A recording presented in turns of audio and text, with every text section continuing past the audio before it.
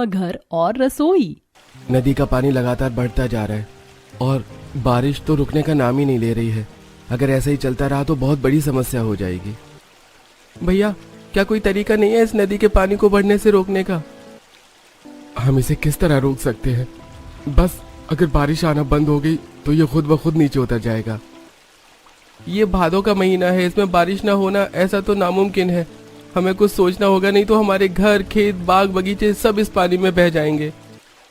शिवाय, अभिनव, अनिरुद्ध, राघव और आशीष ने गांव वालों से नदी के किनारे पत्थर लगाने को बोला। फिर सभी ने बड़े बड़े पत्थर उठाकर नदी के एक ओर पत्थर लगा दिए। इसके कुछ दिन बाद बारिश अभी भी लगातार हो रही थी। नदी का पानी लगातार बढ़ता जा रहा था। हे भगवान जी, पानी तो काफी ऊपर तक आ गया है। हमें जाकर अपने पतियों को बताना होगा। सही कह रही हो प्रगति, ये पानी कभी भी जमीन पर आ सकता है। प्रगति और साक्षी दोनों दौड़कर वापस अपने लकड़ी के बने घर में पहुंचे। राघव जी, पत्थर लगाने के बाद भी काफी ऊपर आ चुका है पानी। हमें जल्दी ही कुछ करना होगा। प्रगति को गहराया हुआ देखकर 5 बेटे और गांव के कुछ आदमी नदी को देखने गए। नदी का पानी बिल्कुल मटमैला और काफी तेज रफ्तार से चल रहा था। सभी गांव वालों से कहो कि जल्दी से अपना जरूरी सामान ले ले और इस जगह को जल्दी से खाली कर दे, वरना ये नदी हम सबको ले डूबेगी। 5 बेटों ने सभी को इस बारे में खबर दी और फिर सभी ने अपना सामान जल्दी जल्दी बांधना शुरू कर दिया। उन्होंने अपने खेतों से कुछ सब्जियां भी ले ली और कुछ उनके पालतू जानवर जैसे गाय, भैंस, बकरी सभी को अपने साथ लेकर वहां से निकलने को तैयार हुए। उन लोगों का वो छोटा सा गांव पहाड़ों के बीच बसा हुआ था, इसलिए वहां दूर दूर तक बसावट नहीं थी। सभी लोगों ने बेबस होकर पहाड़ों की तरफ ही चलना शुरू कर दिया। हम सबको ऊपर की तरफ जाना होगा, नीचे बाढ़ के आने का खतरा है। लेकिन शिवाय जी, हम बड़े बूढ़ों और जानवरों को ऊपर कैसे लेकर जाएंगे? हम उन्हें अपने सहारे से ऊपर चढ़ाएंगे। माँ, सबसे पहले आप आइए। नहीं बेटा, मुझे बहुत डर लगता है। माँ, बात को समझिए। हमें समय रहते आप सभी को ऊपर की तरफ चढ़ाना होगा, उसके बाद ही हम चढ़ पाएंगे। और अगर हमने ऐसा नहीं किया तो हम बाढ़ के पानी में बह भी सकते हैं। इस पर सभी काफी घबरा गए। 5 बेटों और कुछ आदमियों ने मिलकर पहले बूढ़ों को ऊपर की तरफ चढ़ाया, जहां पहाड़ में एक छोटी सी जगह बनी हुई थी। और फिर जब बेटों के चढ़ने की बारी आई तब तक नदी का पानी बाहर आ गया। पानी में लगातार लहरें उठने लगी और वो बड़ी ही तीव्र गति से उनकी तरफ बढ़ रहा था। भैया जल्दी कीजिए। अभिनव बेटा, राघव, अपने भाई की मदद कर। 5 बेटे एक दूसरे का हाथ पकड़कर सहारा लेते हुए समय रहते उस छोटी चट्टान पर चढ़ गए। उनके ऊपर चढ़ने की पानी की एक तेज और बड़ी लहर उस चट्टान से टकराई, जिससे कुछ गाय और बकरियां उसमें बह गईं। हे भगवान, हमारी गैया। शिवाय, अभिनव, देखो हमारी गाय और बकरी पानी में बह गई, कुछ करो। 5 बेटों ने गाय और बकरी को बचाने के लिए छोटी छोटी चट्टानों पर कुड़कर उन तक पहुंचने की कोशिश की। अनिरुद्ध के हाथ में एक बकरी का पैर आ गया और उसने उसे पानी से खींच लिया, लेकिन बाकी सारी गाय बकरियां पहुंच से दूर जा चुकी थी। हे भगवान, ये क्या हो गया? हमसे तो एक ही झटके में सब कुछ छिन गया। हमारा घर, खेत, बाग, हमारे पालतू जानवर भी। अब हम कहाँ जाएंगे? आप रोइए मत माँ जी, सब ठीक हो जाएगा। सभी गांव वाले उस पहाड़ की ओट में उस छोटी चट्टान पर बेबस होकर बैठे हुए थे। तूफान इतना बढ़ गया था कि वहां भी बारिश की ठंडी बूंदें उनके शरीर पर पड़ रही थी, लेकिन उन्हें इस बात की परवाह बिल्कुल नहीं थी, क्योंकि आसमान से ज्यादा आज उनकी आंखें बरस रही थी। सभी सावधान हो जाइए। मुझे लगता है कि हमें यहाँ से भी निकलना होगा। पानी का स्तर बढ़ता जा रहा है। सभी गांव वालों ने बात मानकर पहाड़ों के बीच चलना शुरू किया। काफी देर तक चलते चलते वो काफी ऊपर आ गए, लेकिन अभी तक उन्होंने ठहरने की कोई भी ठीक जगह नहीं मिली थी। अरे, और कितना चलना होगा इस बूढ़ी औरत के शरीर में? अब और चलने की क्षमता नहीं है। माँ जी, आप मेरी पीठ पर आ जाइए, आपको चलने की कोई जरूरत नहीं है। अभिनव ने वंदना को अपनी पीठ पर लिया और फिर दोबारा चलना शुरू किया। चलते चलते वो लोग काफी ऊंचाई पर आ चुके थे, जहां एक साइड सिर्फ खाई थी। संभाल कर, सभी एक दूसरे को पीछे से पकड़कर चलो। सभी एक दूसरे को पीछे से पकड़कर चलने लगे।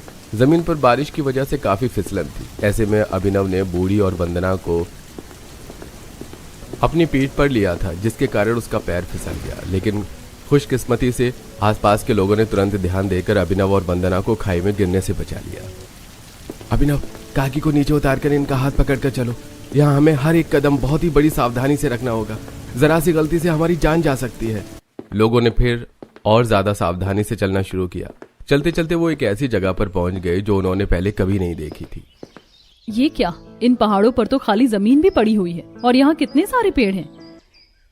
ये एक और जमीन है जो ऊंचाई पर बनी है, जिसकी वजह से ये 2 भागों में बटी हुई है। और देखो वहाँ थोड़ी दूर पर एक नदी भी बह रही है।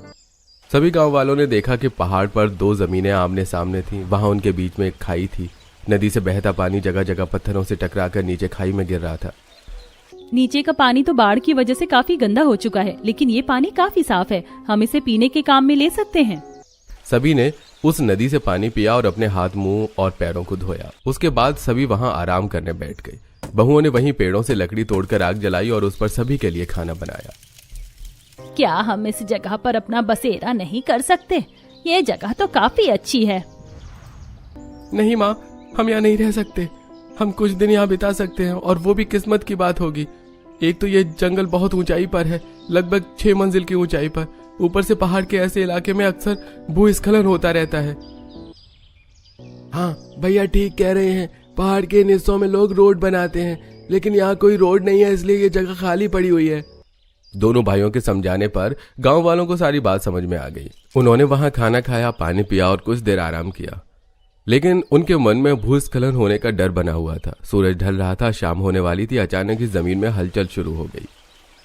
भाभी, मुझे चक्कर आ रहे हैं। यहाँ पर जमीन सच में हिल रही है। अरे नहीं, जिसका डर था वही हो रहा है। जल्दी यहाँ से चलो। अचानक ही पहाड़ से छोटे पत्थर गिरने लगे। सभी गांव वाले अपनी जान बचाकर नीचे की ओर भागे। नीचे की जमीन तिरछी बनी हुई थी। उन्होंने धीरे धीरे उसे उतरना शुरू किया। उन्होंने देखा कि पहाड़ के अंदर छोटी छोटी गुफाएं बनी हुई थी। अपनी जान बचाते हुए सभी उन गुफाओं में चले गए। शुक्र है भगवान का कि यहाँ गुफाएं भी बनी हुई हैं, वरना हम सब मारे जाते।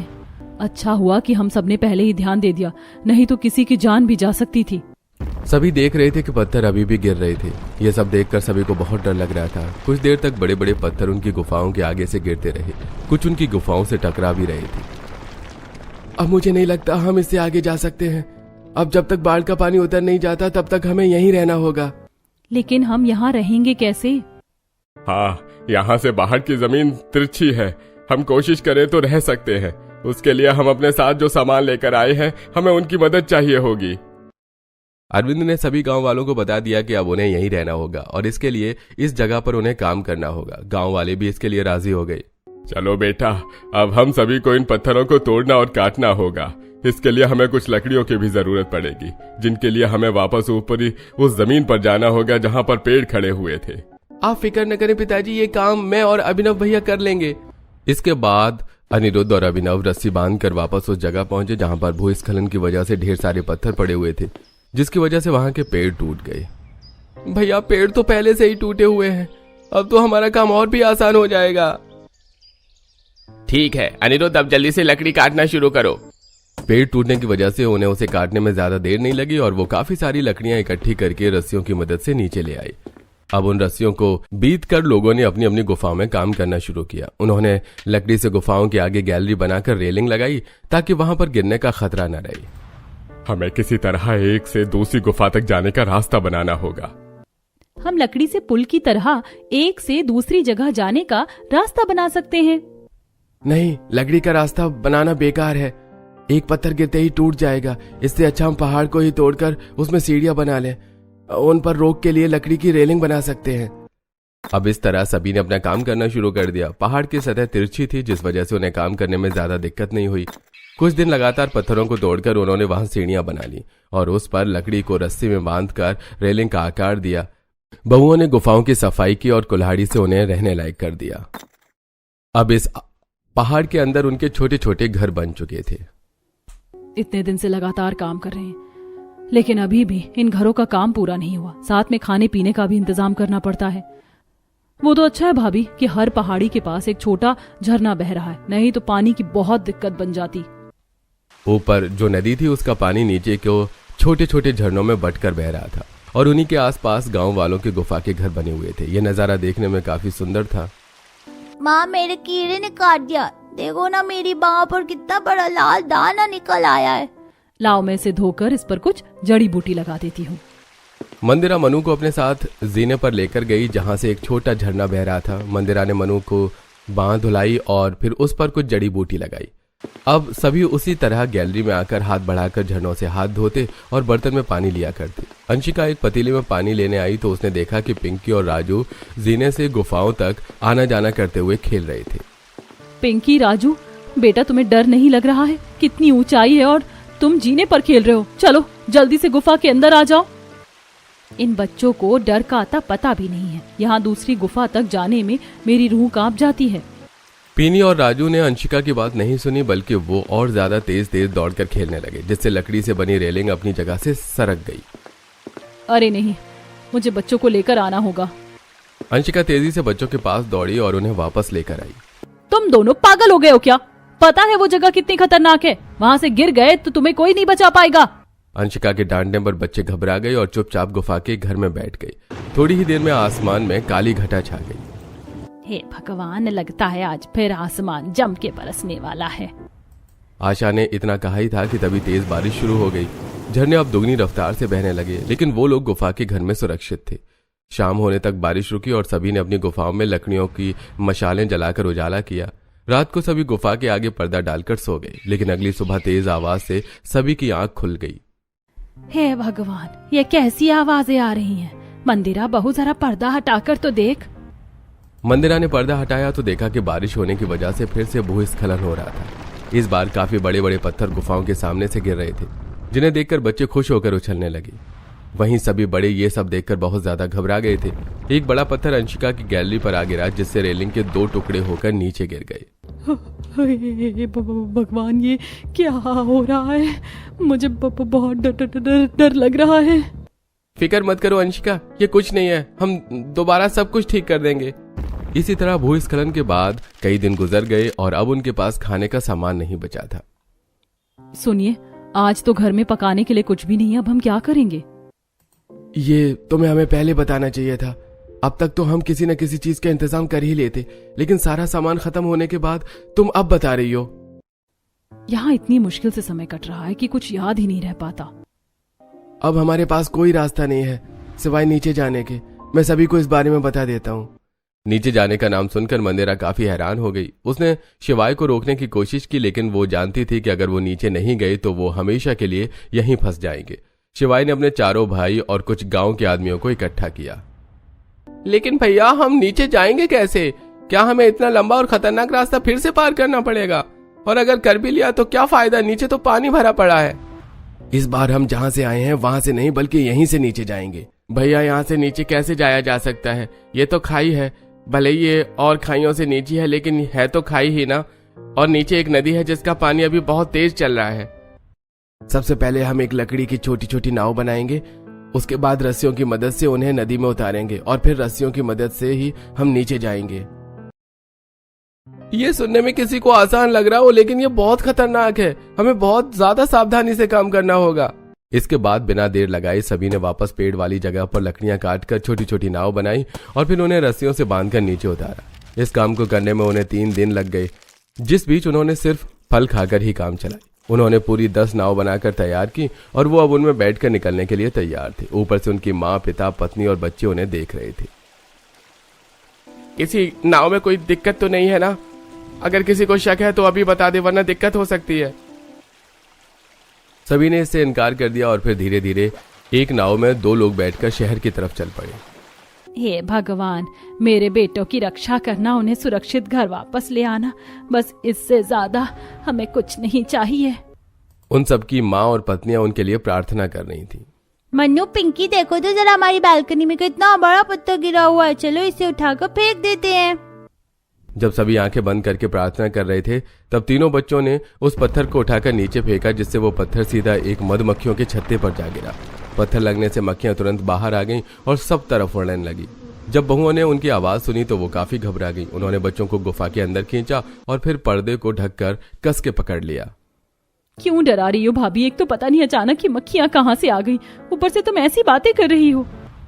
सभी गुफाओं में औरतें अपने अपने पर्दों को ढककर खड़े हुए थीं और बाहर से लगातार मक्खियों के भिनभिनाने की आवाजें आ रही थीं।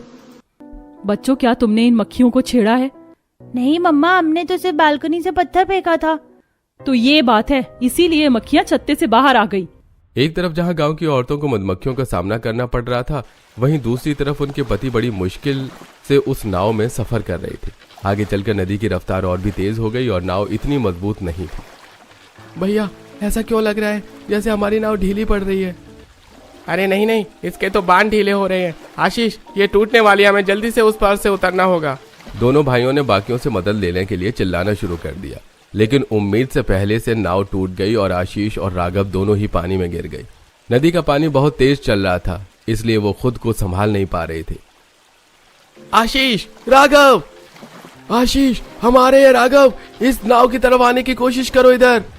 पानी इतना तेज चल रहा था कि दोनों को अपनी खबर भी नहीं थी। सभी गांव वालों ने यह देखकर अपनी नावें उनकी तरफ दौड़ाई।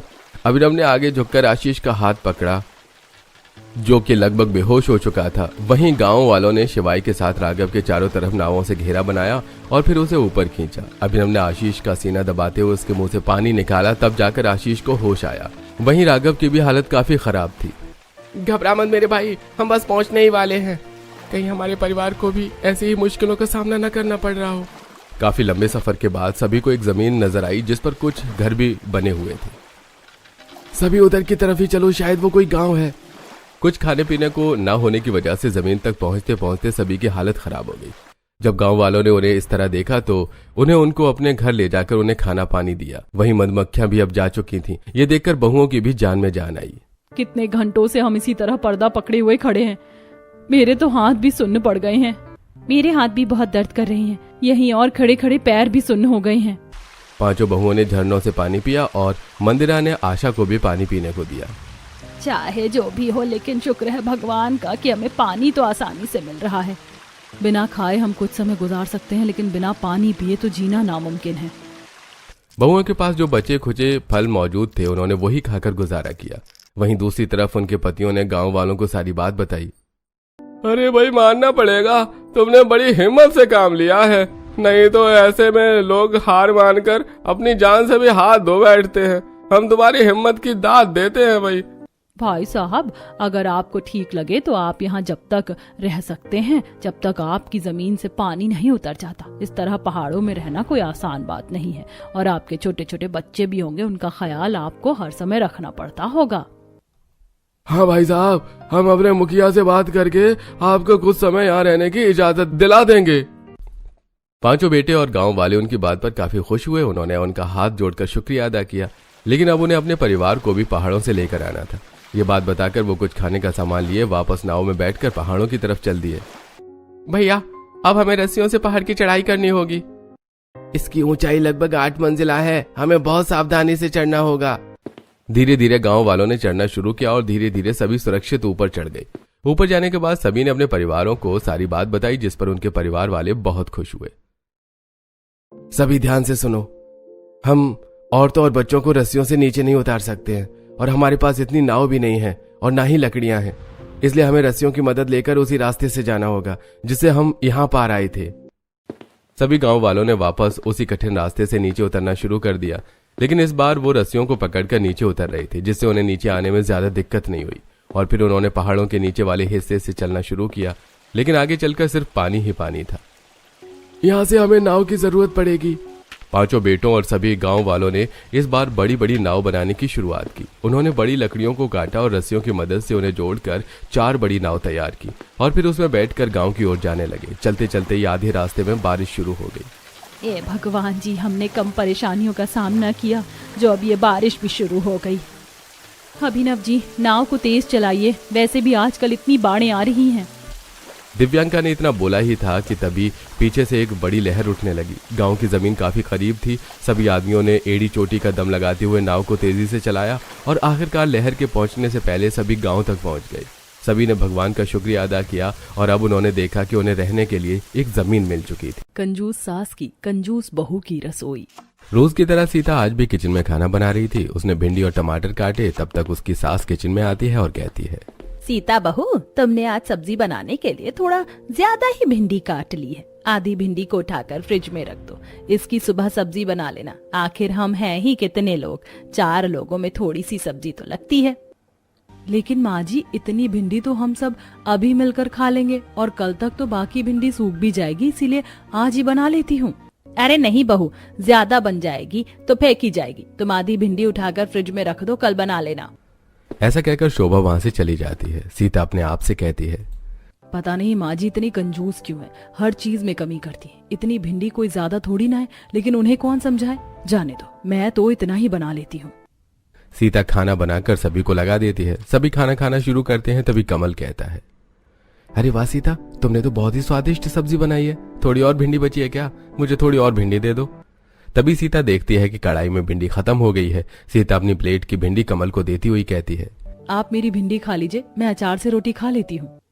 तभी शोभा अपनी प्लेट से थोड़ी सी भिंडी सीता को देती हुई कहती है, अरे सीता, मेरे पास सब्जी थोड़ी ज्यादा है, इतनी सब्जी मैं नहीं खाती, तुम ये खा लो। ये देखकर सीता का देवर नीलेश कहता है, माँ, लेकिन तुमने इतनी कम सब्जी क्यों बनवाई थी? बेटा, ज्यादा सब्जी बनती है तो फेंकी जाती है। हम 4 ही लोग तो घर में हैं, इतनी सब्जी बहुत हो जाती है। अगले दिन शोभा अपनी बहू से कहती है, सीता बहू, चल जरा बाजार से सब्जियां ले आते हैं। सास बहू दोनों सब्जियां लाने के लिए मार्केट जाती हैं। तब शोभा एक ठेले पर जाती है और उससे कहती है, अरे भैया, ये गोभी क्या भाव दिए? 100 रुपए किलो है माँ जी। अरे बाप रे, इतनी महंगी। अच्छा, ये शिमला क्या भाव है? माँ जी, ये 70 रुपए किलो है, बताओ कितनी तोल दूं? नहीं नहीं भैया, तुम ये रहने दो। सस्ती सब्जियां कौन सी हैं ये बताओ। माँ जी, ये गिलकी, तोरी, बरबटी, ये सस्ती सब्जियां हैं, सभी 1-1 किलो कर दूं? अरे नहीं नहीं, मुझे पूरी बारात को खिलाना है क्या? तुम तो 1-1 पाव तोल दो बस। तभी सीता कहती है, माँ जी, पिछली बार भी तो आप यही सब्जियां ले गई थी। ये सब्जियां खा खा कर तो हम बोर हो गए। थोड़ी महंगी सब्जियां ले लेते हैं ना। अरे नहीं नहीं बहू, ये गिलकी, तोरी, भिंडी, ये सारी सब्जियां बहुत फायदेमंद होती हैं और फायदेमंद होने के साथ साथ सस्ती भी हैं। तो फिर क्यों महंगी सब्जियां लेना। वे लोग सब्जियां लेकर घर आ जाते हैं। अगले दिन सुबह सीता कोमल का टिफिन तैयार कर रही थी। कोमल अपनी माँ के पास आती है और कहती है, माँ, आज तुमने मेरे टिफिन में क्या बनाया है? बेटा, आज मैंने तोरी की सब्जी बनाई है।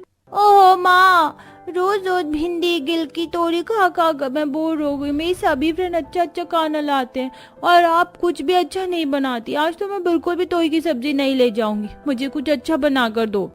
कोमल, आज तो तुम यही ले जाओ, फिर कभी मैं तुम्हारे लिए कुछ अच्छा बना दूंगी। माँ, आप हमेशा ही ऐसा कहती हो, लेकिन कुछ अच्छा नहीं बनाती। आज तो आपको मेरे लिए कुछ अच्छा बनाना ही होगा। कोमल, कहा ना फिर कभी बना दूंगी। तुम्हें समझ नहीं आती है? आजकल तुम बहुत जिद्दी हो गई हो। तभी नीलेश वहां आता है और अपनी भतीजी की बात सुनकर कहता है, भाभी, आप कोमल को क्यों डांट रही हो? कोमल बिल्कुल सही कहती है। आज तो मुझे भी हलवा खाना है। आप ऐसा करो, हमारे लिए सूजी का हलवा बना दो। देवर जी, आपको तो पता ही है कि माँ जी। भाभी, माँ से कहना कि मैंने कहा है। ये आज तो मैं सूजी का हलवा लेकर स्कूल जाऊंगी। ठीक है कोमल, तुम तैयार हो जाओ, तब तक मैं सूजी का हलवा बना देती हूँ। अब सीता अपनी सास के पास जाती है और कहती है, माँ जी, कोमल जिद कर रही है कि आज उसे टिफिन में सूजी का हलवा ले जाना है और नीलेश को भी हलवा खाना है। तो अगर आप मुझे सूजी, घी और मेवे दे देंगी तो मैं उनके लिए हलवा बना दूंगी। ठीक है बहू, चल मैं तुझे सूजी और घी दे देती हूँ। शोभा किचन में आती है और किचन में रखी हुई लकड़ी की अलमारी का ताला खोलती है और उसमें से थोड़ी सी सूजी, शक्कर और थोड़े से ड्राई फ्रूट्स और थोड़ा सा घी निकाल कर सीता को देती है। सीता थोड़े से ड्राई फ्रूट्स और थोड़ा सा घी देखकर कहती है, माँ जी, थोड़े ड्राई फ्रूट्स और थोड़ा घी और दे दीजिए, तभी तो हलवा स्वादिष्ट बनेगा। अरे नहीं बेटा, ज्यादा ड्राई फ्रूट्स और ज्यादा घी से हलवा थोड़ी ना अच्छा बनता है। तुम इतना ही डालकर हलवा बना लो।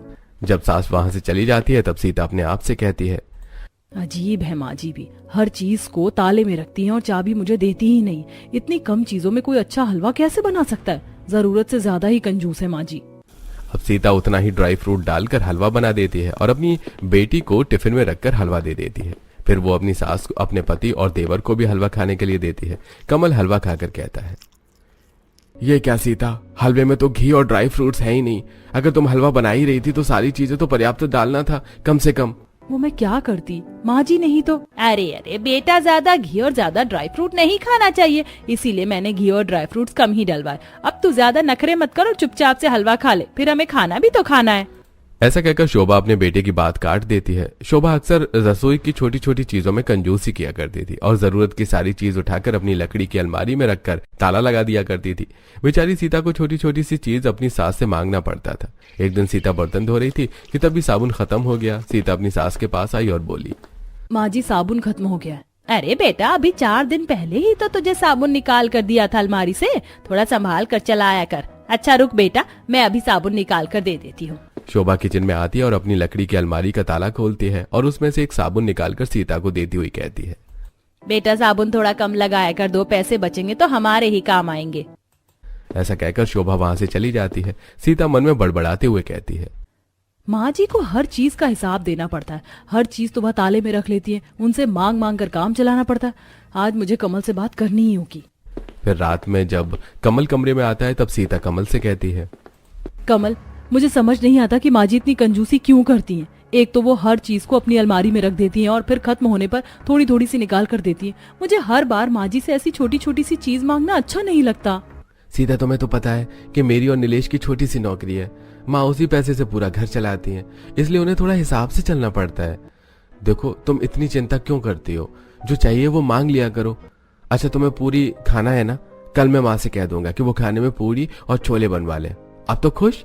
अगले दिन कमल अपनी माँ से कहता है, माँ आज मेरा छोले पूरी खाने का मन कर रहा है, तो प्लीज तुम रात के खाने में छोले पूरी बनवा लेना। ठीक है बेटा, बनवा लूंगी। शाम होते ही शोभा किचन में जाती है और अपनी लकड़ी की अलमारी का ताला खोलकर उसमें से थोड़े छोले और तेल निकाल कर देती है और सीता से कहती है, सीता बहू, आज तू छोले और पूरी बना लेना, लेकिन हाँ छोले में तेल कम ही डालना और पूरी भी ज्यादा मत बनाना। कमल और नीलेश के लिए 4-4 पूरियां बना देना और हम लोग तो एक एक खाकर ही काम चला लेंगे। अपनी सास की बात सुनकर सीता बहुत गुस्सा होती है, लेकिन कुछ नहीं कहती। शाम को वो सभी को छोले पूरी लगाती है, सभी लोग छोले पूरी खाते हैं और तब सीता कहती है, माँ जी, मेरी छोटी बहन शालू की शादी तय हो गई है, उसी की इनविटेशन देने कल मेरे मायके वाले यहाँ आ रहे हैं। ये तो बहुत अच्छी बात है बेटा, तो तुम उनके खाने के लिए खाना बना लेना। माँ जी, मैं यही सोच रही थी कि खाने में वेज पुलाव, रायता, कढ़ी, पूड़ी और 2 प्रकार का मीठा बना लेती हूँ और साथ ही मूंग दाल का हलवा भी। अरे अरे बेटा, अपनी तेज रफ्तार गाड़ी को थोड़ी सी लगाम लगाओ, इतना सब कुछ बनाने की क्या जरूरत है। बनाने दो ना माँ, भाभी के मायके वाले रोज थोड़े आते हैं। हाँ बेटा, वो तो ठीक है, लेकिन अगर इतना सब कुछ बन जाता है तो मेहमान कोई भी चीज स्वाद लेकर नहीं खा पाते, इसलिए तुम तो बस एक मीठा बना लेना और कढ़ी, पूड़ी और सारे चावल ही बना लेना। सीता को ये बात बहुत बुरी लगती है, लेकिन वो कुछ नहीं कह पाती। अगले दिन उसके मायके वाले आते हैं। सीता की माँ शोभा से कहती है, बहन जी, हमने रीना बेटी की शादी तय कर दी है, अगले हफ्ते उसकी मंगनी है, तो आप सब हमारे घर जरूर आना। हाँ हाँ बहन जी, जरूर आएंगे और आपको बहुत बहुत बधाई। फिर सीता सबका खाना लगा देती है और सभी लोग खाना खाते हैं। फिर वापस जाते समय सीता की भाभी सीता से कहती है, सीता, मूंग दाल का हलवा तुमने बहुत अच्छा बनाया है, थोड़ा सा और मिलेगा? हलवा खत्म हो चुका था, इसलिए सीता बहाने बनाते हुए कहती है, वो भाभी, बचे हुए हलवे में कॉकरोच गिर गए, इसलिए आपको और नहीं मिल पाएगा। लेकिन रेखा समझ जाती है। फिर जाते समय सीता उन्हें छोड़ने बाहर तक आती है तो रेखा कहती है, सीता, अगर तुम्हें और तुम्हारी सास को मेहमानों को बुलाना पसंद नहीं है तो हमें कह देते, हम फोन पर ही दावत दे देते, वरना मेहमानों की खातिरदारी का ये तरीका नहीं है कि तुमने खाना भी सही तरीके से नहीं बनाया। रेखा ऐसा कहकर चली जाती है। सीता को ये बात बहुत बुरी लगती है। वो अपने कमरे में आती है और रोने लगती है। तभी कमल वहां आता है और कहता है, क्या बात है सीता, मुझे बताओ तुम रो क्यों रही हो? अब सीता सारी बातें कमल को बताती है। ये सारी बातें सुनकर कमल कहता है, ठीक है सीता, मैं अभी माँ से बात करता हूँ। अब कमल अपनी माँ के पास आता है और कहता है, ये क्या है माँ, तुम हर चीज में इतनी कंजूसी क्यों करती हो? यहाँ तक कि आज तुमने सभी के लिए पर्याप्त खाना तक नहीं बनवाया, कितनी बेइज्जती कर दी हमारी।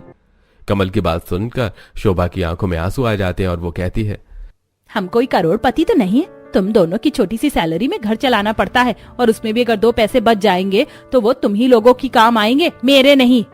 कमल को अपनी माँ की बात ठीक लगती है। वो सीता के पास आता है और समझाते हुए कहता है, सीता, माँ भी अपनी जगह सही है, तुम्हें माँ की बातों का इतना टेंशन लेने की जरूरत नहीं है, कुछ बातें तो टाली भी जा सकती है ना। ऐसी समय बीत रहा था और बीतते समय के साथ अब नीलेश की शादी भी किरण से तय हो जाती है।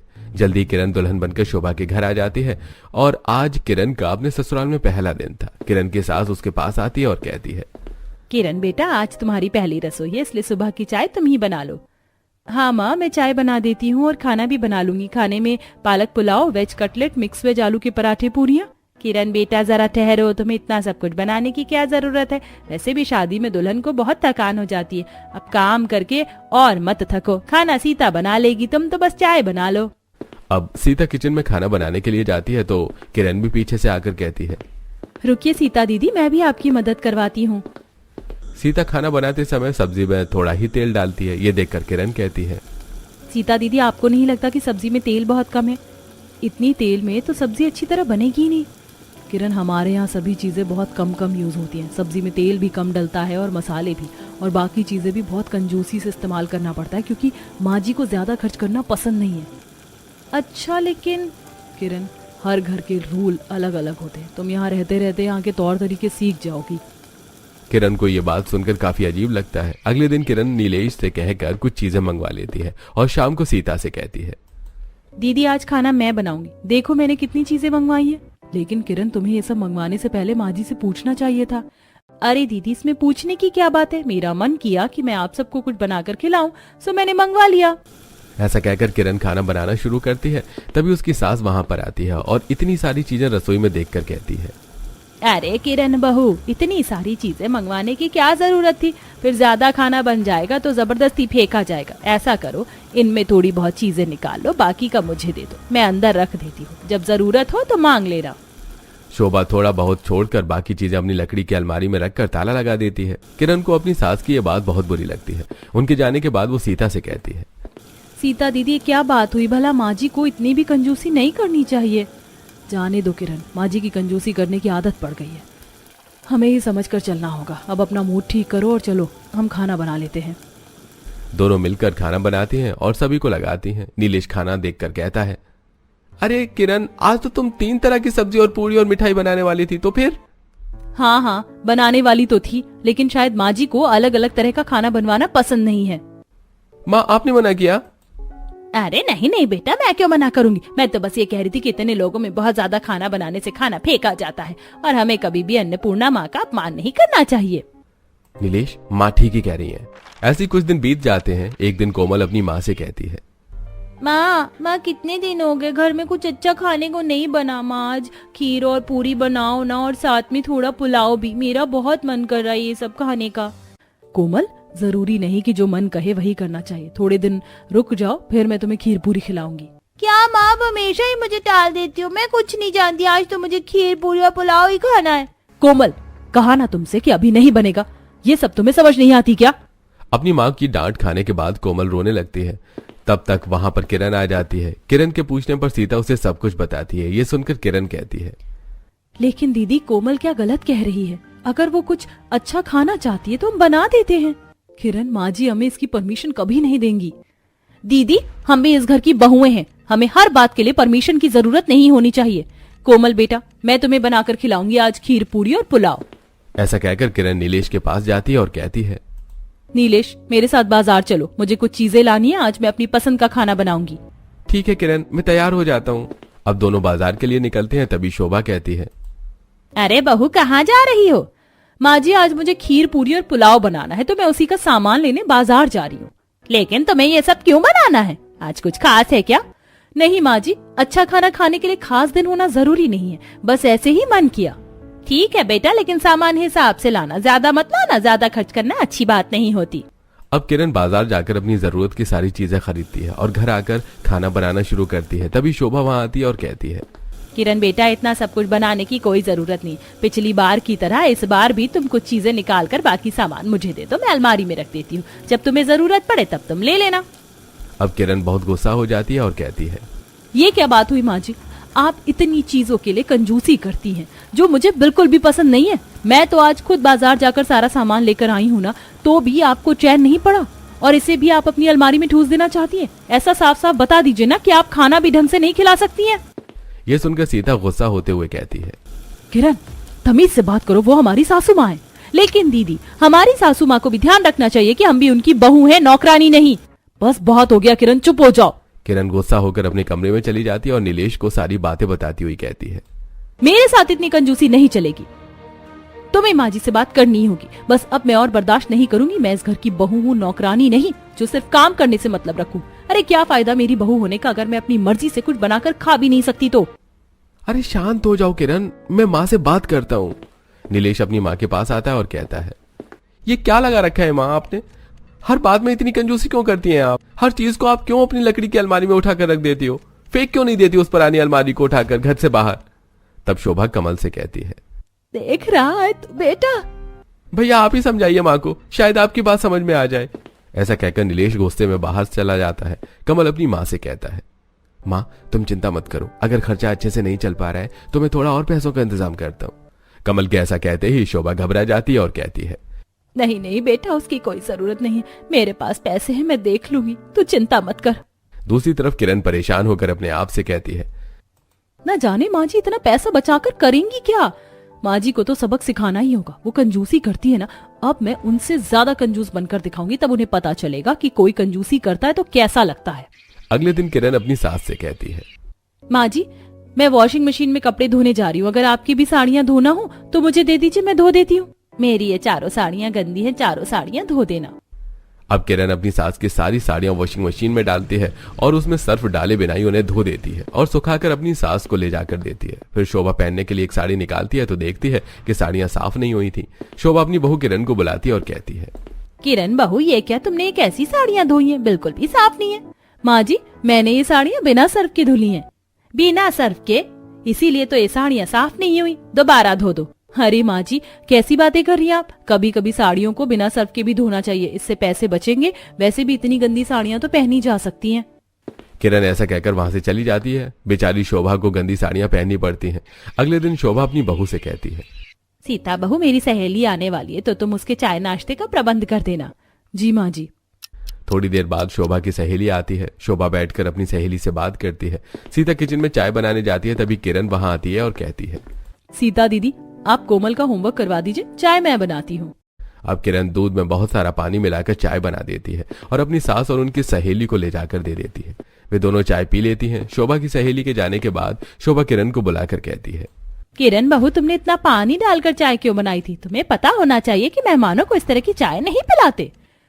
अरे माँ जी मैंने तो ऐसा करके दूध के पैसे बचाए हैं, और अगर मेहमानों को ऐसी चाय पसंद नहीं आती और वो दोबारा नहीं आएंगे तो ये तो और अच्छी बात है, कम से कम इससे हमारे नाश्ता और चाय का खर्चा तो बचेगा।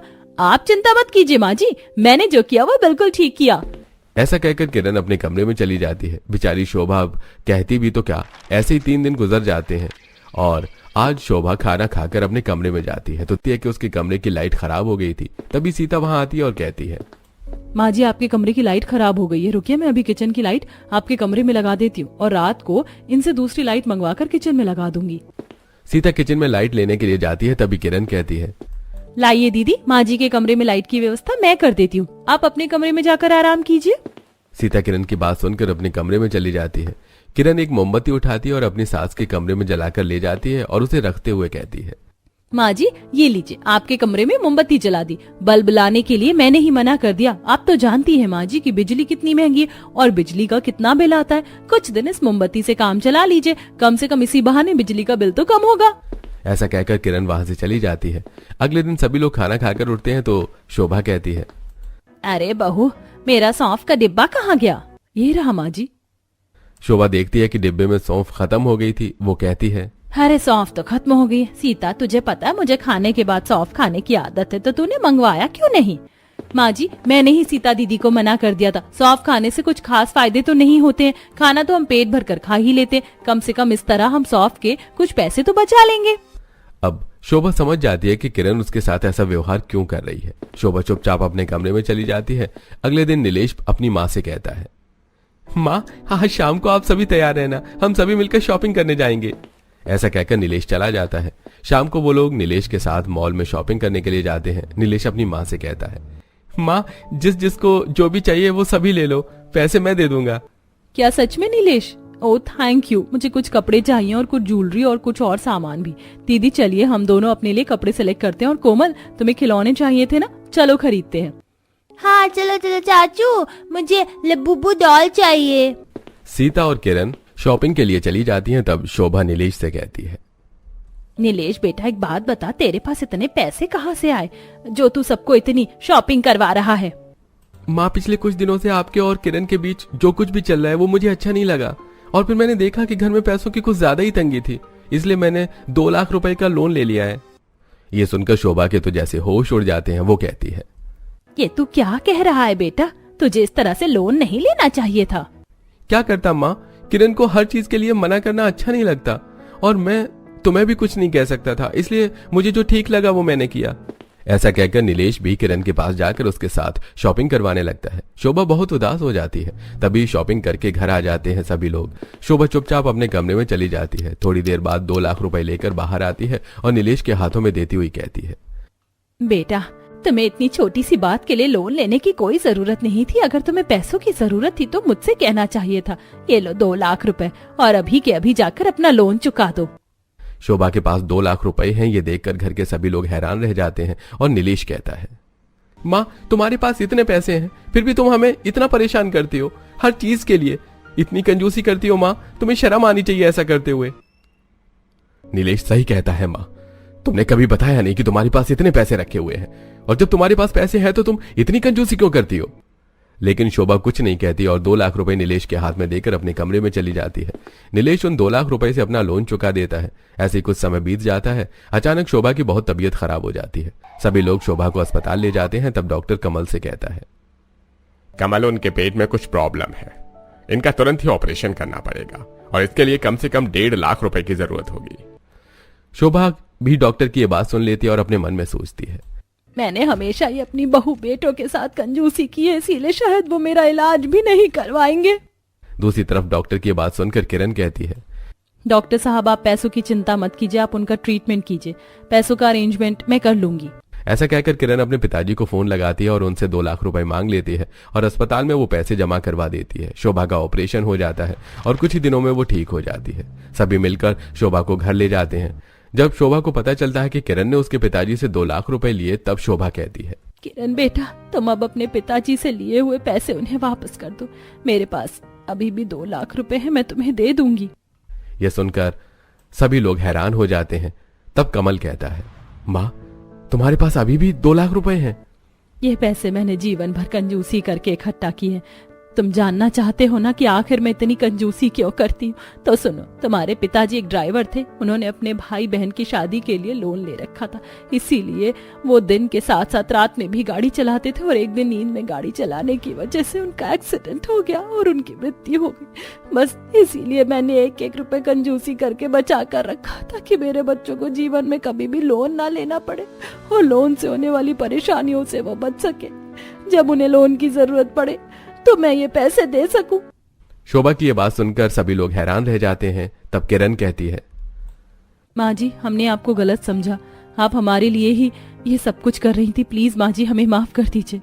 हाँ माँ जी, किरण सही कह रही है। गलती हमारी ही है जो हम आपको समझ नहीं सके। दोनों बहू के साथ साथ उनके दोनों बेटे फिर से माफी मांगते हैं। माँ, अब आपको कंजूसी करने की कोई जरूरत नहीं पड़ेगी, मेरा प्रमोशन हो गया है। और माँ, मैं आपको बताया था ना कि मैं एक नया बिजनेस शुरू कर रहा हूँ। वो बिजनेस शुरू हो चुका है और अच्छा चल रहा है। दोनों भाइयों की बात सुनकर शोभा बहुत खुश हो जाती है और इस तरह वो लोग खुशी खुशी रहते हैं। चैनल को सब्सक्राइब करना ना भूलें।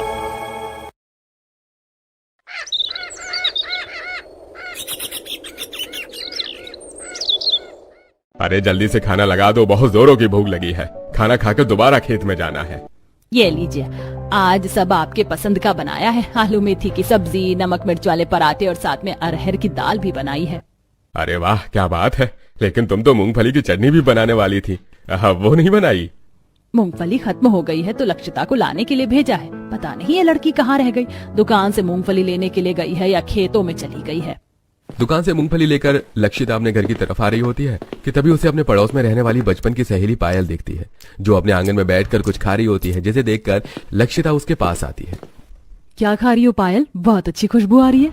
मेरे बाबा शहर गए थे ना, तो वहीं से मेरे लिए ये हक्का नूडल्स लेकर आए हैं। पता है ये बहुत टेस्टी है, लेकिन ये तो मुझे गाँव में मिलने वाली अपनी देसी चाउमीन की तरह लग रही है। वो तो इसके सामने कुछ भी नहीं है, तुम एक बार टेस्ट तो करके देखो। लक्षिता नूडल को खाती है तो उसे भी वो काफी पसंद आते हैं। पायल, ये तो बहुत ज्यादा टेस्टी है, मैं भी ये मंगवाऊंगी, फिर हम दोनों मिलकर खाएंगे। ये लेने के लिए तुम्हें शहर जाना होगा, और तो ये कोई 50 रुपए की चीज नहीं है, पता है पूरे 900 रुपए के नूडल्स हैं। ये मेरे बाबा तो शहर जाते रहते हैं, इसलिए वो मेरे लिए ऐसे खाने पीने की एक्सपेंसिव चीज लाते हैं। लेकिन तुम्हारे बाबा तो खेती करते हैं ना, वैसे भी एक्सपेंसिव खाना सबके बस की बात नहीं है। काश मेरे भी बाबा तुम्हारे बाबा की तरह शहर जाते तो वो मेरे लिए भी ये सब लेकर आते। इतना कहकर लक्षिता उदास मन से अपने घर आती है। तो मूंगफली लाने गई थी, अब पहाड़ चढ़ने जो इतना समय लग गया। देख, तेरे बाबा ने खाना भी खा लिया। माँ, मुझे भी हक्का नूडल्स खाना है, मेरे लिए बना दो ना। क्या कहा तूने? अरे क्या बोल रही है, हिंदी में बोल। अरे माँ, हक्का नूडल्स जैसे हमारे गांव में देसी चाउमीन मिलती है ना, वैसे ही होती है। वो भी पायल के बाबा अभी शहर से आए हैं ना, तो उसके लिए हक्का नूडल्स लेकर आए हैं। पता है वो खाने में कितने ज्यादा स्वादिष्ट हैं। बेटा ये जो तुम बता रही हो, वैसे ये कितने के हैं? सिर्फ 900 रुपए के हैं बाबा। क्या कहा? 900 रुपए के? 900 रुपए की चाउमीन खानी है तुझे? पायल का बाप सेठ है, उसके लिए 900 क्या 9000 भी कुछ नहीं है। और तेरे बाबा कौन सा शहर जाते हैं जो तेरे लिए वहाँ की अमीरों वाली खाने की चीज ले आएंगे? बेटा घर में जो बनता है भगवान का नाम लेकर खा लो। और बेटा वैसे भी ये शहर की ऊटपटांग चीज शरीर के लिए अच्छी नहीं होती है। अपना घर का देसी खाना खाओ, वही अच्छा है। अपने माता पिता की बात सुनकर लक्षिता चिढ़कर आंगन में आ जाती है और इसी तरह 2-4 दिन गुजर जाते हैं। सुधा आंगन में गेहूं साफ कर रही होती है तो वहीं लक्षिता आंगन में कपड़े सुखा रही होती है कि तभी वो देखती है। बाबा, आज आप मेरे लिए कौन सी खाने की चीज लेकर आए हैं? बेटा आज मैं तुम्हारे लिए शहर से बर्गर लेकर आया हूँ, मैंने भी खाया है, बड़ा मजेदार है। पायल कितनी खुशनसीब है, उसके बाबा हमेशा शहर जाते रहते हैं और कुछ न कुछ खाने की पीने की चीज लाते हैं। लेकिन एक मैं हूँ जो रोटी सब्जी दाल चावल से काम चला रही हूँ। काश मैं भी पायल की तरह इतना महंगा खाना खा सकती। लक्षिता इतना बोल ही रही होती है कि तभी सतीश भागते हुए जल्दी जल्दी घर आता है। अरे क्या हुआ जी, इस तरह भागे भागे कहाँ से आ रहे हो? कहीं फिर से पीछे कोई कुत्ता तो नहीं पड़ गया? अरे नहीं नहीं भाग्यवान, वो हमारे सरपंच है ना योगेंद्र जी। हैं? क्या हुआ उन्हें? कहीं वो निकल तो नहीं लिए? वैसे भी उनकी तबीयत खराब रहती थी। अरे शुभ शुभ बोलो, ऐसा नहीं है। अगर ऐसा नहीं है तो भागे भागे क्यों आ रहे हो? तुम्हें याद है जब उन्होंने अपनी बेटी की शादी की थी तो हम सभी गांव वाले गए थे और उनके शहरी कुछ दोस्त भी आए थे। वहां किसी शहरी बड़े परिवार ने हमारी लक्षिता को देखा था और उन्हें लक्षिता काफी पसंद आई। सरपंच जी मिले थे, कह रहे थे कि वो लोग एक बार हमसे मिलना चाहते हैं। आप सच कह रहे हैं?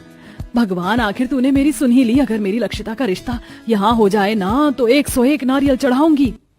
अरे वाह, मेरे लिए शहर से रिश्ता आया है। लक्षिता अब तो तेरी निकल पड़ी। माता रानी कुछ भी करके रिश्ता लगवा देना बस मेरा, वरना कहीं गांव में ही शादी हो गई ना तो पूरी जिंदगी चूल्हा ही फूकती रहूंगी। कुछ दिन में सरपंच जी उस शहरी परिवार को लेकर लक्षिता के घर आते हैं, जहां लक्षिता अपना देसी खाना बनाकर उन्हें खिलाती है। लक्षिता बेटा, इतना सब कुछ तुमने अकेले बनाया है? अरे तुम तो बहुत बढ़िया खाना बनाती हो। कचौड़ी, जलेबियां, समोसे सब एक से एक बने हैं। क्या करें भाई साहब, गांव से ज्यादा पढ़ाई कहाँ होती है। 10वीं के बाद तो लड़कियों को चूल्हा चौका थमा दिया जाता है। मेरी लक्षिता भले ही कम पढ़ी लिखी है लेकिन घर गृहस्थी मुझसे भी ज्यादा अच्छा संभाल लेती है। आपकी बेटी तो हमें पहली नजर में ही भा गई थी। हम तो बस एक बार मिलकर आप लोगों से बात करना चाहते थे। अब तो बस आप लोग अपना जवाब बता दीजिए। ये तो हमारे परिवार के लिए सौभाग्य की बात है कि हमारी बेटी के लिए शहर से रिश्ता आया है, वो भी इतने अच्छे लोगों के घर से। लक्षिता के माता पिता भी शादी के लिए हाँ कर देते हैं और कुछ समय में लक्षिता की धूमधाम से शादी हो जाती है। गांव में पली बड़ी लक्षिता बहू बनकर अपने शहरी ससुराल में आ जाती है। आज लक्षिता अपने ससुराल वालों को तरह तरह के देसी स्वादिष्ट पकवान बनाकर खिलाती है। भाभी, माँ ने बिल्कुल सही कहा था, आपके हाथों में तो जादू है, जादू। कितना बढ़िया खाना बनाया है आपने, सब एक से बढ़कर एक बनाया है। अब तो मैं अपनी हर पार्टी घर में ही करूंगा भाभी। खाना तो सच में काफी अच्छा बना है। सच कहूँ तो मुझे मलाई कोफ्ता कुछ ज्यादा खास पसंद नहीं है, लेकिन आज मैंने 2 से 3 बार मलाई कोफ्ता लेकर खा लिया। अरे भैया, ये मलाई कोफ्ते का नहीं बल्कि भाभी के प्यार का जादू है। क्यों माँ, सही कह रही हूँ ना मैं? नैना की बात पर सभी हंसने लगते हैं और पूरा परिवार साथ में बैठकर खाना खाता है। शाम का वक्त था। लक्षिता अलमारी में साड़ियां रख रही होती है कि तभी नैना कमरे में आती है। भाभी, आपके पास तो काफी सुंदर सुंदर साड़ियां हैं, आप मुझे बुला लेती, मैं आपकी मदद करवा देती इन्हें सेट करने में। बस हो ही गया। तुम बताओ क्या कर रही थी? कुछ नहीं। वैसे भाभी आज मौसम काफी बढ़िया हो रहा है, मैं सोच रही हूँ कि कहीं बाहर चलते हैं। इसी बहाने मैं आपको सोसाइटी भी दिखा दूंगी और आसपास की जगह भी। नैना लक्षिता को लेकर नीचे सोसाइटी में आती है और उसे आसपास की जगह दिखाने लगती है। यहाँ के घर तो काफी बड़े हैं लेकिन हमारे गाँव के घरों से ज्यादा नहीं। कभी मैं तुम्हें फुर्सत में अपना गाँव घुमाऊंगी। हाँ भाभी, क्यों नहीं। वैसे भी मैंने सुना है गाँव में बहुत बड़ी बड़ी नदियाँ, झील, झरने होते। मुझे वहाँ सब जगह जाना है। नैना इतना बोल ही रही होती है कि तभी लक्षिता को स्टॉल पर मोमोज दिखते हैं, जिसे देख नैना, ये तो मोमोज है ना? हाँ भाभी, लेकिन आपको पता है इनके बारे में? गांव में तो इस तरह की चीज नहीं मिलती है ना। हमारे गांव में नहीं मिलती है, लेकिन मेरी एक सहेली है, उसके बाबा शहर आते जाते रहते हैं तो अक्सर उसके लिए वो मोमोज लाते थे। 1-2 बार तो मैंने भी खाया है। चलो भाभी, फिर इसी बात पर आज दोनों नंद भाभी मोमोज पार्टी करते हैं। नैना स्टॉल पर जाती है और fried steam paneer momos order कर देती है और अब दोनों नंद भाभी बातें करते हुए गर्मा गर्म मोमोज के मजे लेते हैं। आसपास के कई सारे लोग यहीं से मोमोज खाने आते हैं। ये बहुत टेस्टी मोमोज बनाता है। महंगी चीज तो हमेशा खाने में अच्छी होती है नैना। वो तो है भाभी, लेकिन ये मोमोज थोड़ी ना महंगे, सस्ते होकर भी कितने टेस्टी हैं। ये मोमोज सस्ते हैं, मेरा मतलब कितने के हैं? स्टीम फ्राई मिलाकर 100 इतने सस्ते? लेकिन मेरी सहेली तो कहती थी कि शहर में मोमोज 1200-1300 के मिलते। भाभी आपकी सहेली आपके साथ मजाक करती होगी, तंदूरी मोमोज भी सिर्फ 150 रुपए प्लेट है। अपनी नंद की बात सुनकर लक्षिता को कुछ पुरानी यादें याद आने लगती हैं। ये देख लक्षिता, आज मेरे पापा शहर से मिले, क्या लेकर आए? इसे मोमोज कहते हैं। लेकिन ये तो बिल्कुल मोदक जैसे दिख रहे हैं। हाँ दिख तो रहे हैं, लेकिन ये मोमोज है। वैसे तो ये पूरे 1200 रुपए के हैं, लेकिन तू मेरी सहेली है तो मैं तुझे एक तो खिला ही सकती हूँ। ये ले, खाकर बता कैसे है। ये तो बहुत ज्यादा अच्छा है, मुंह में जाते ही घुल गया, और इसकी चटनी भी कितनी तीखी तीखी है।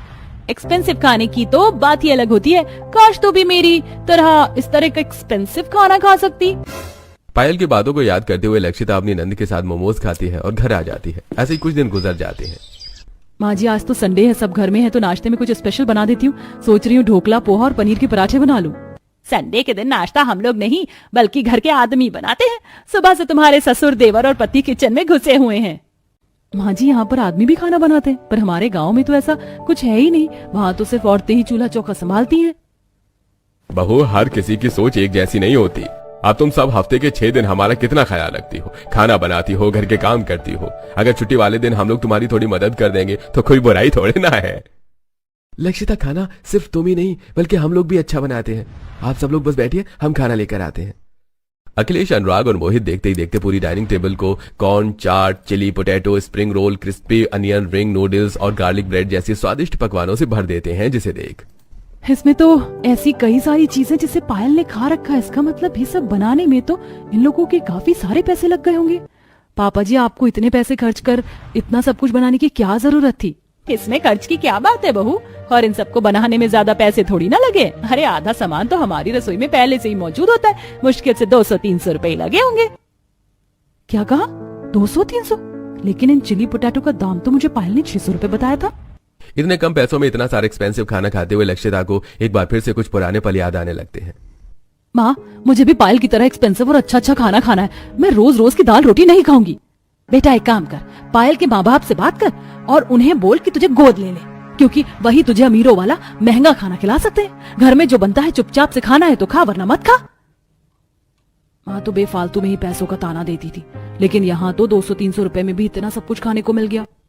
इसी तरह सब अब कुछ दिन गुजर जाते हैं और आज गांव में लक्षिता के माता पिता और उसका भाई उससे मिलने के लिए आते हैं। संगीता अपने समधन समधी के लिए पूरी टेबल को तरह तरह के महंगे और स्वादिष्ट खाने से भर देती है, जिसे देख अरे बेटा, हम लोगों में बेटी के ससुराल का पानी भी नहीं पीते हैं, और यहाँ तेरी सास ने कितना सब कुछ लाकर रख दिया है। इतने पैसे खर्च करने की क्या जरूरत थी? 2-3 हजार तो आराम से लग गए होंगे ना। ये सब गांव की बातें हैं, शहर में ऐसा नहीं होता। और कहीं नहीं लगे 2-3 हजार रुपए, सब कुछ 500-600 का ही है। खा लो आप।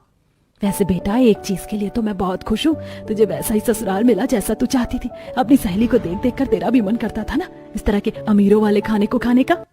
दीदी, मैंने सोचा था जब शहर जाऊंगा तो जरूर एक बार बर्गर खाऊंगा। मुझे भी यहाँ का बर्गर खाना है। क्यों नहीं छोटे, शाम को चलते हैं। बर्गर के साथ साथ तुझे पिज्जा भी खिलाऊंगी।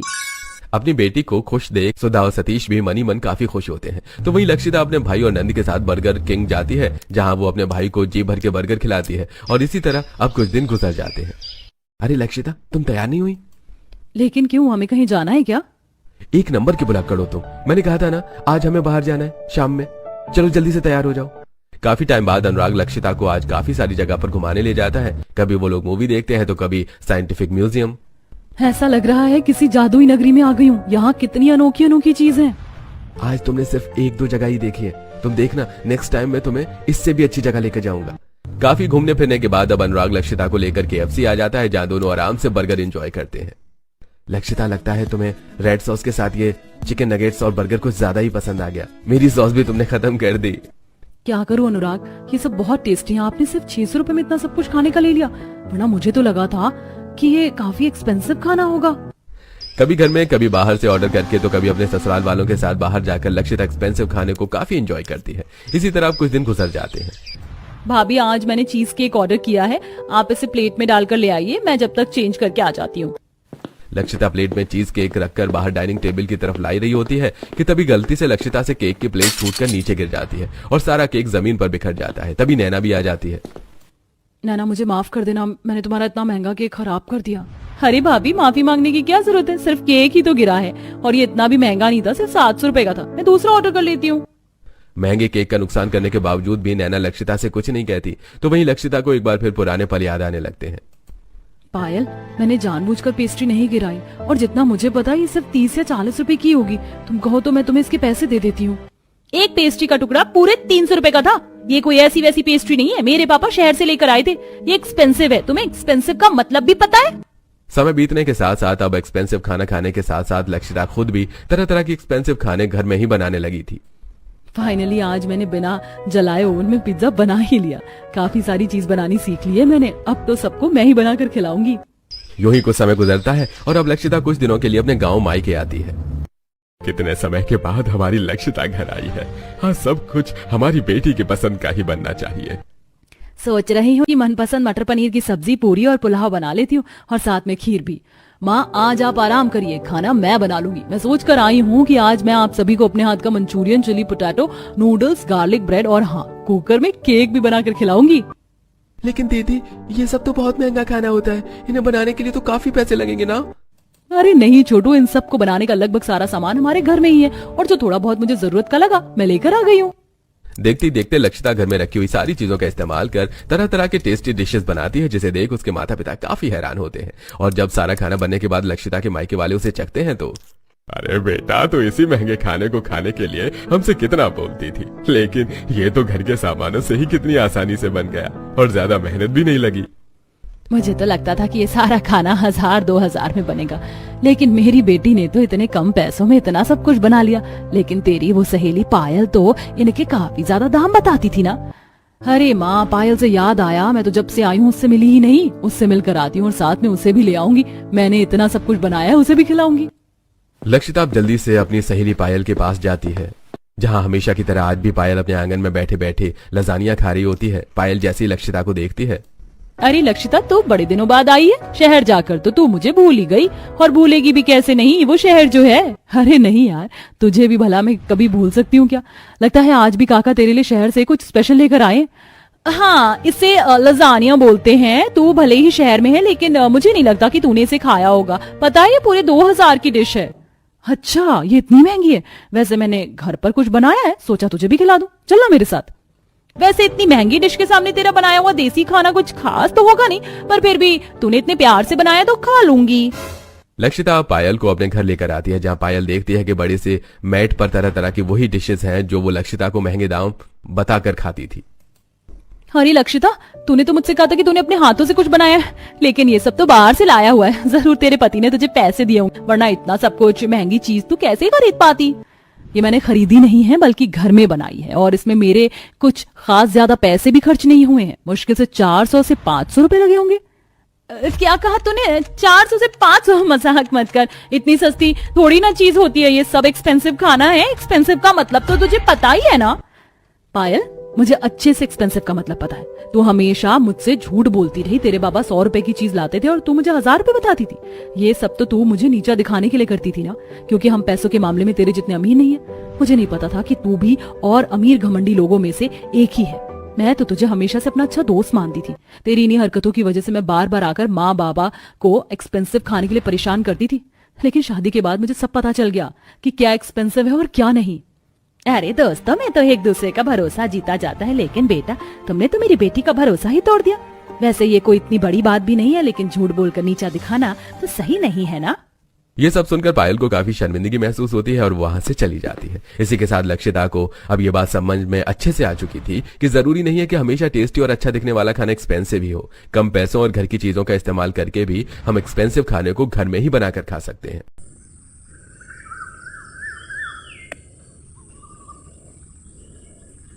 गर्मा गर्म पराठे बना देती है, वहीं सिलबट्टे पर पुदीने की चटपटी चटनी बना देती है। रात के खाने का वक्त हो जाता है और जब शालिनी आज रात के खाने में सभी को मिक्स वेज पराठे परोसती है तो आज आपने पराठे बनाए, बहुत बढ़िया खुशबू आ रही है। लेकिन किस चीज के पराठे हैं?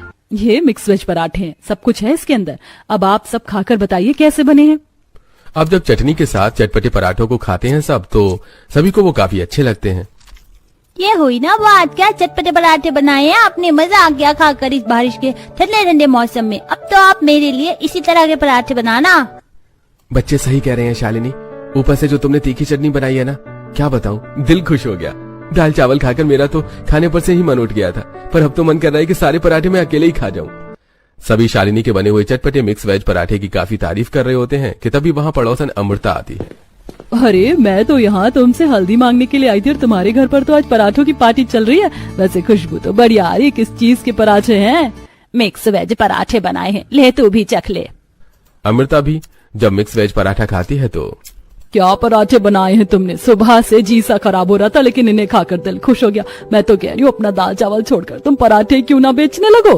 वैसे भी बारिश का मौसम है और ऐसे मौसम में तो ऐसी चटपटी चीज खाने का बड़ा ही मन होता है।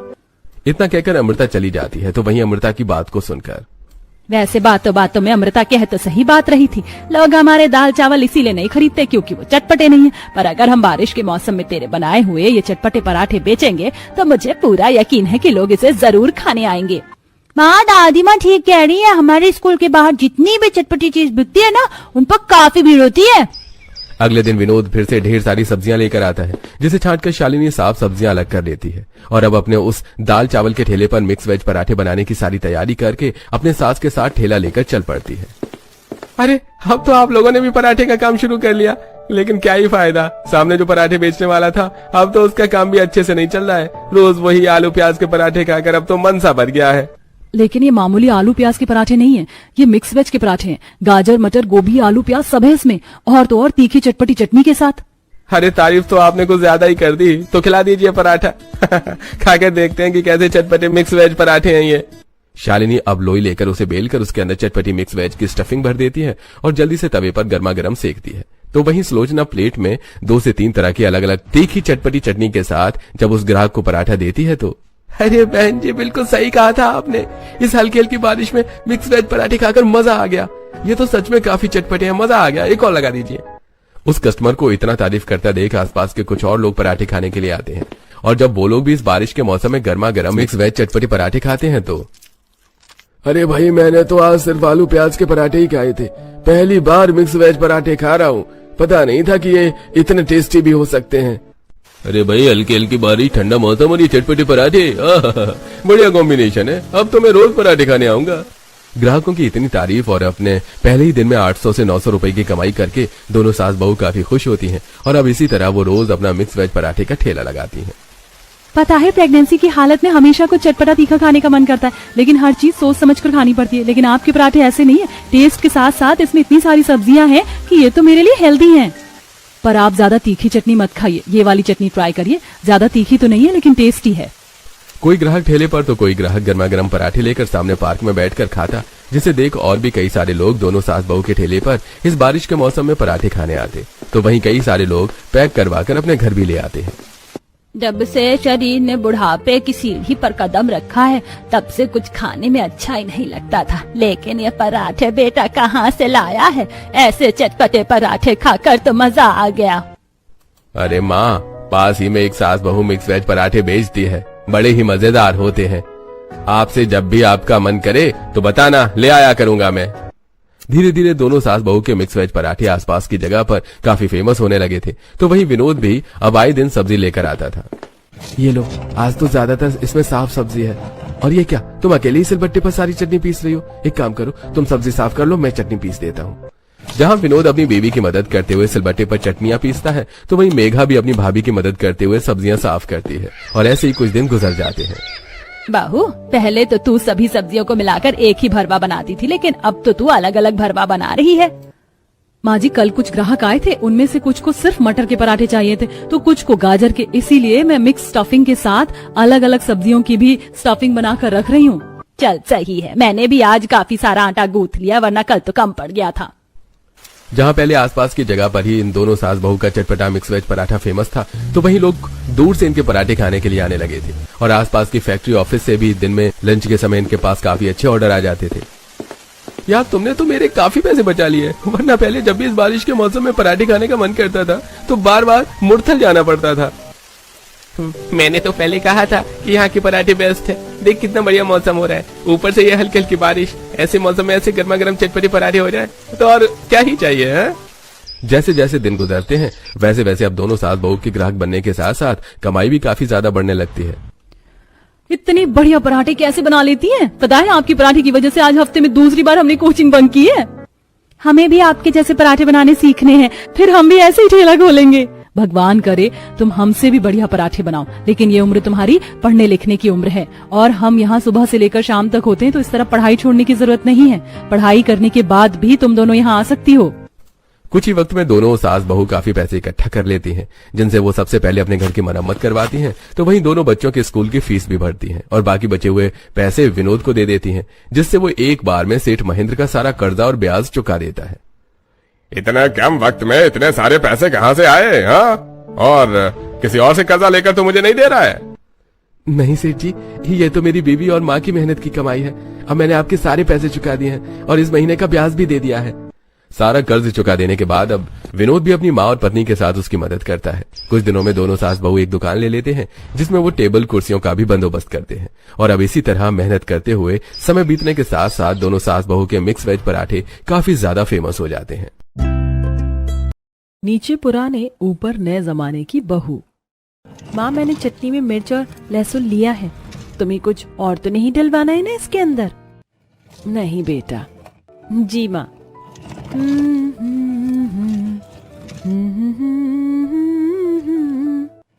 राखी अभी आंगन में चटनी पीस ही रही थी कि तभी वहां पंडित राम प्रसाद जी आ गए। राम राम जी। राम राम पंडित जी। हाँ, तो गंगा जी, मैं यहाँ बिटिया के लिए शादी का प्रस्ताव लेकर आया हूँ। राम प्रसाद की बात को सुनकर राखी शर्मा कर अपने कमरे की तरफ को भाग गई। अरे क्या बात है गंगा बहन, तुम्हारी बेटी तो बड़ी शर्मीली है। आजकल तो लड़कियां वरना शादी का नाम सुनते ही लड़के का बायोडाटा खुद ही निकालना शुरू कर देती हैं। ऐसी ही है मेरी बेटी, यही तो है मेरे दिए हुए संस्कार। आप मुझे बताएं पंडित जी कि मेरी बच्ची के लिए आप किसका रिश्ता लेकर आए हो? देखो बहन, लड़का अच्छा है, ये है उसकी तस्वीर। राम प्रसाद की बात को सुनकर गंगा ने भी तस्वीर देखी और उसे भी लड़का पसंद आ गया। गंगा राखी की माँ थी। राखी एक नॉर्मल मिडिल क्लास लड़की थी, जिसके घर का माहौल एकदम पुराने जमाने का था और अब राखी की शादी की बात चल रही थी। गंगा ने पंडित जी से राखी का रिश्ता पक्का करने की बात कर दी। देखते ही देखते राखी का वक्त अपने परिवार के साथ पूरा हुआ और अब वो अपने ससुराल आ चुकी थी। भाभी, आपका गृह प्रवेश हो रहा है, सभी यहाँ आपके घर के ही लोग हैं, तो आपने ये 52 गज का घूंघट क्यों किया हुआ है? चुप कर, यही तो होते हैं संस्कार जो आजकल की लड़कियों में बहुत ही कम देखने को मिलते हैं। बस बुआ जी, आपको तो खुद ओल्ड फैशन होना ही पसंद है। खैर, मैं कुछ नहीं बोलती। पूजा ऐसे बोलकर पीछे हट गई, जिसके बाद ज्वाला ने अपनी नई बहू की आरती की और फिर कलश को गिराते हुए राखी घर में आई। राखी ने घर में आते ही सबसे पहले सास के पांव छुए, फिर ससुर के, जिसके बाद उसने बुआ जी के पांव छुए और फूफा सास के भी पांव छूकर वो चाची सास के पांव छूने को झुकने लगी कि तभी उससे पूजा बोली, अरे अरे भाभी, बस भी करो, अब क्या पूरे मोहल्ले की ही औरतों के पांव छुओगी? लेकिन हमारे घर में तो अपने पतिदेव समेत सभी बड़ों के आदर सम्मान में उनके पांव छुए जाते हैं। वाह बहू, बड़े ही अच्छे संस्कार दिए हैं तेरी माँ ने तो तुझे। और पूजा, बहू के पांव छूने से तुझे क्या दिक्कत हो रही है भला? अरे नई बहू ही अगर बड़ों का सम्मान नहीं करेगी, उनके पांव नहीं छुएगी, तो क्या हम छुएंगे? जीती रह बहू, भगवान तुझे सदा खुश रखे। इन्हीं दुआओं और आशीर्वाद के लिए ही तो मैंने पांव छुए थे। मुझे बड़ा अच्छा लगता है जब बड़े लोग मुझे आशीर्वाद देते हैं। राखी की बात को सुनकर सभी मुस्कुरा दिए, जिसके बाद पुराने जमाने की सोच वाली बहू अपने कमरे में चली गई, लेकिन उसके संस्कार अभी औरतों के सिर चढ़कर बोल रहे थे। कितनी संस्कारी बहू लाई है ना ज्वाला जी, सच में बातें भी ये लगती हैं जैसे कि मिश्री घोल दी हो। सही बोला। पहले ही दिन राखी ने अपने बर्ताव से सभी का दिल जीत लिया था। ऐसे ही पहला दिन गुजरा और आज राखी की अपने ससुराल में पहली रसोई थी। राखी तैयार होकर पेट तक का घूंघट करके नीचे आ गई, जहां चोर चोर चोर। कहाँ है चोर? ये रहा। अरे ननद जी, मैं हूँ। बहू, तूने तो मुझे डरा ही दिया था। अरे माँ जी, तो आप डर क्यों रही हैं? मैं आपकी ही तो बहू हूँ और नई बहुएं तो घूंघट में ही आती है ना। कौन सी नई बहुएं घूंघट में आती हैं? पहले की बहुएं आया करती थी घूंघट में, आजकल के जमाने की नहीं आती, समझ आया?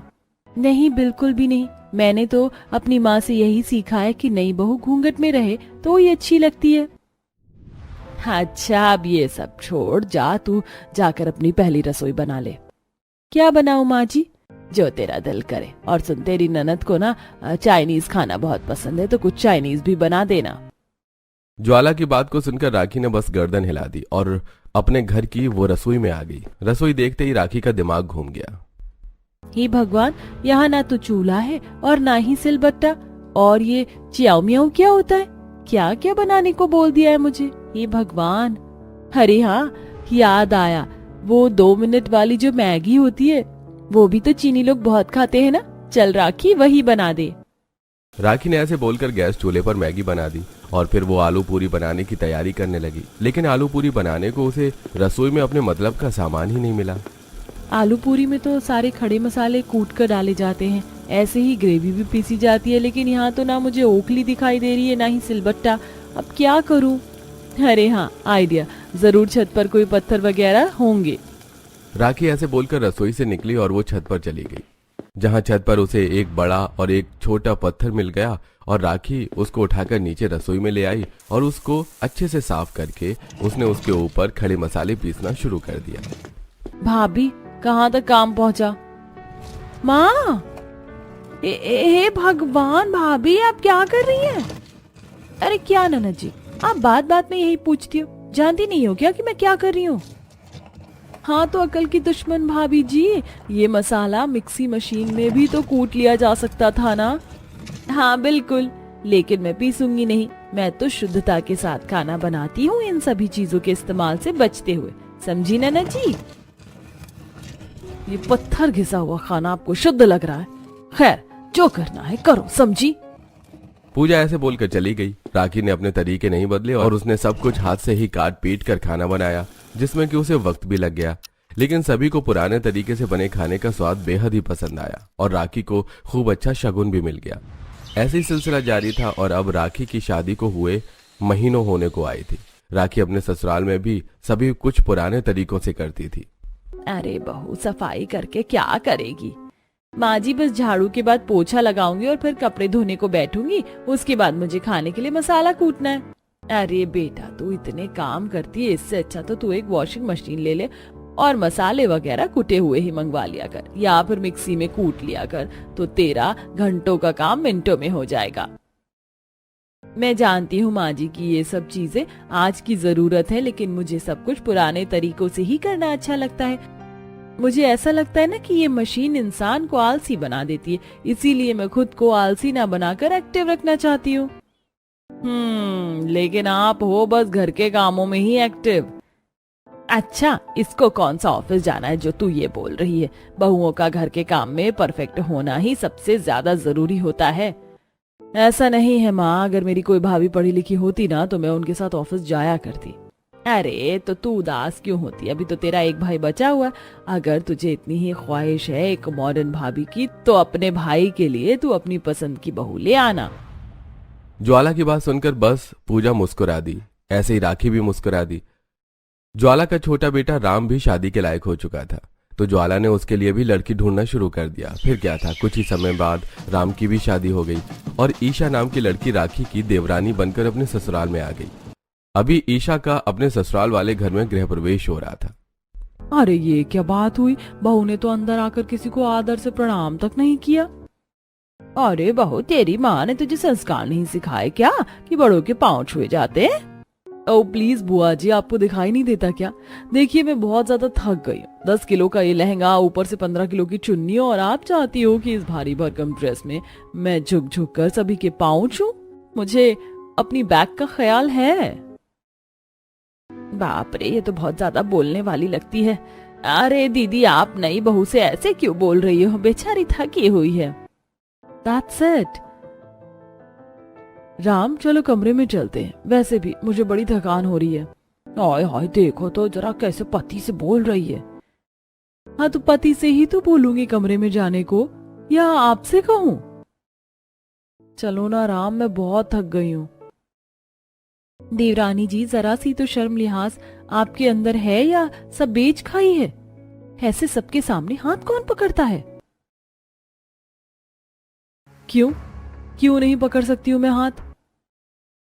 अच्छा, तो ये दादी अम्मा आपको अब भाभी हाथ भी पकड़ने से रोक रही हैं, क्यों भाई? अरे अरे, तुम लोग तो बेवजह ही लड़ रहे हो। ईशा बहू, जा तू अपने कमरे में चली जाओ और बाकी सब भी चलो आराम कर लो। ज्वाला की बात को सुनकर सभी मेहमान और घरवाले अपने अपने कमरों में चले गए। ईशा का कमरा ऊपर था तो वो अपने पति के साथ ऊपर चली गई।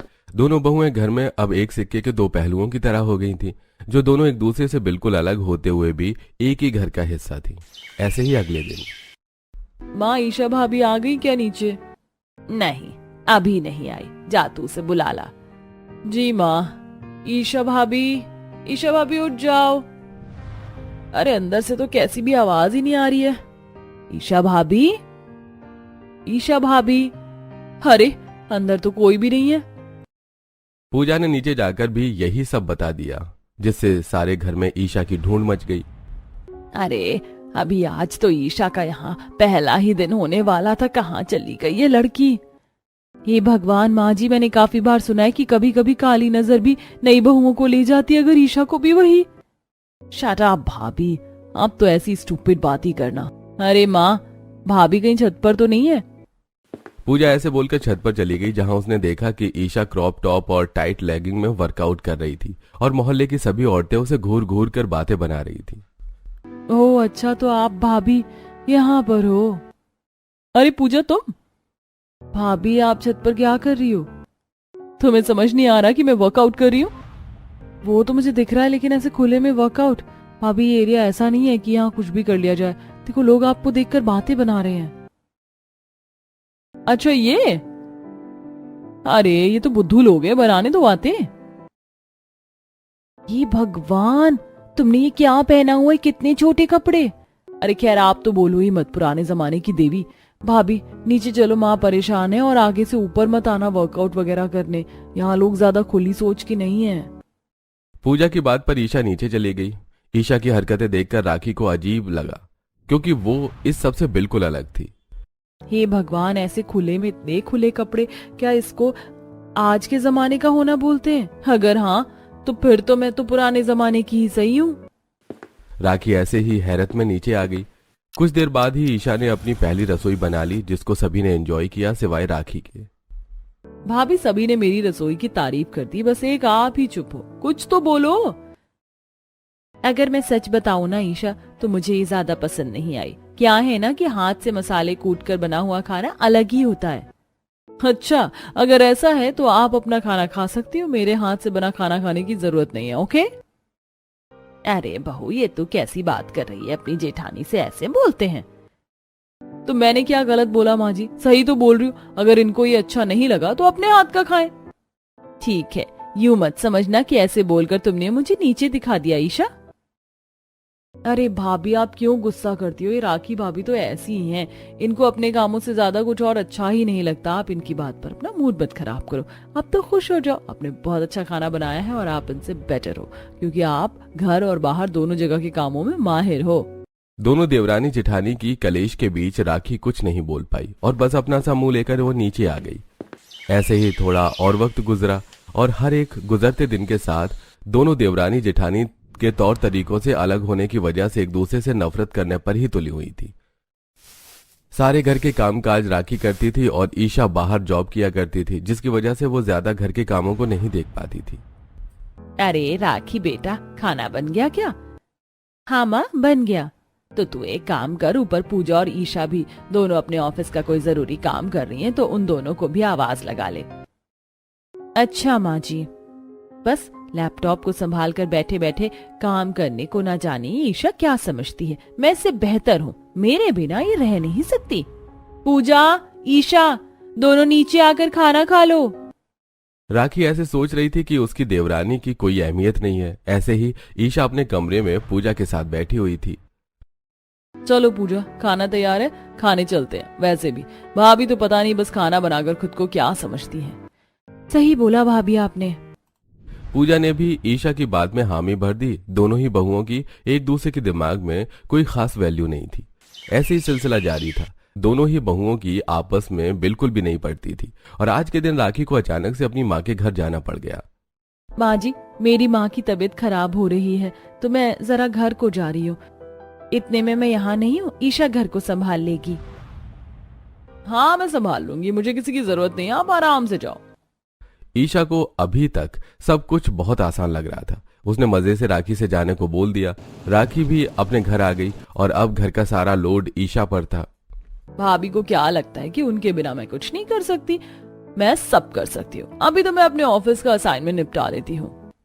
बहू, अब राखी तो चली गई तो तू एक काम कर, सबसे पहले तू बर्तन धो दे और फिर खाना बनाकर कपड़े धो देना। उसके बाद तुझे जो करना है वो कर लेना। पर माँ जी, नहीं ईशा, तुझे काम तो करना होगा, अब सारी जिम्मेदारी तेरी है। ईशा ऐसे बोलकर अपना ऑफिस का काम छोड़कर घर के कामों में लग गई।